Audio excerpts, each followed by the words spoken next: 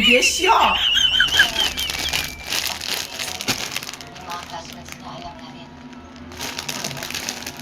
Hi guys! So ito nga pala ang ating bagong business, ang donut ni Abeng. So ito nga pala ang ating mga recipe.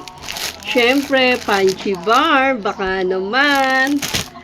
At graham. So ang ating grahams nga pala ay yung ano na siya, yung parang biscuit. So dinurog ko na lang siya kasi parang mas marami.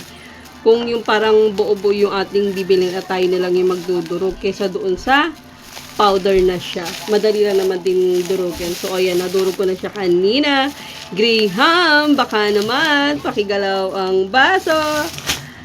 At, syempre, etong dalawa ay hindi siya magiging malagkit ng onte kung wala tayong gatas. Syempre, Alaska yan, guys. Condensed na gatas. Alaska, baka naman, pakigalaw ang baso. At, ang ating gagamiting flavor, Milo, pakigalaw naman ang baso. At hahaluan din pala natin siya guys ng chocolate Hershey. So para mas masarap siya. Itong dalawa na to, ito yung pang last part na natin. So makikita nyo siya mamaya pag ating nagawa. So yun lang guys. Abangan nyo pag natapos. Hi guys! So, ito na ang ating finished product sa donut ni Abeng. So, ang ating flavor ay Milo. So, yan na yung ating nagawa. Katatapos lang nating gawin. Bali, yung ating donut pala ay pangatlong flavor na yan. So, ang una natin nagawa ay butter. Tapos,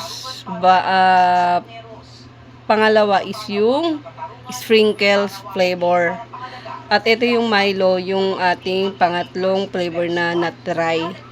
So, doon kasi sa ating dalawang flavor na nagawa, talagang medyo nalugi tayo ng slight. Pero ngayon, kahit paano, kahit kaunti lang, meron na tayong tutubuin. Pero yun nga lang, tinaasan po natin ng 4 pesos para nga yun, makuha natin yung kaunting tubo. Kasi yung ingredients nga po ay hindi na ganun kamura. Saka kita nyo naman sa unang video nga po ay ang ating ginamit na ingredients ay talaga namang mga solid na recipe.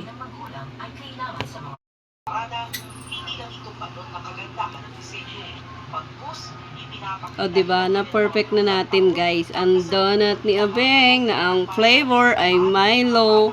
So, ito nga pala yung ating paninda bukas. Bali, ano na pala siya, 3 for 25 pesos. Kasi, yung ating ingredients naman, guys, ay pinakita natin kanina sa unang video pa lang. Yung ating mga ginamit, hindi naman talaga ganun kamura. So, kaya tinaasan lang natin siya ng 4 pesos. Siyempre naman, kahit kaunti, kailangan natin tumubo. Para naman kahit paano, yung ating pinagpaguran ay kumita naman ng kahit onti lang. So, yun lang guys. Maraming salamat sa panonood. Hanggang dito lang. Tatapusin na natin ang ating mini vlog. So, sana mapaubos natin yan bukas. Salamat na marami. Thank you for watching.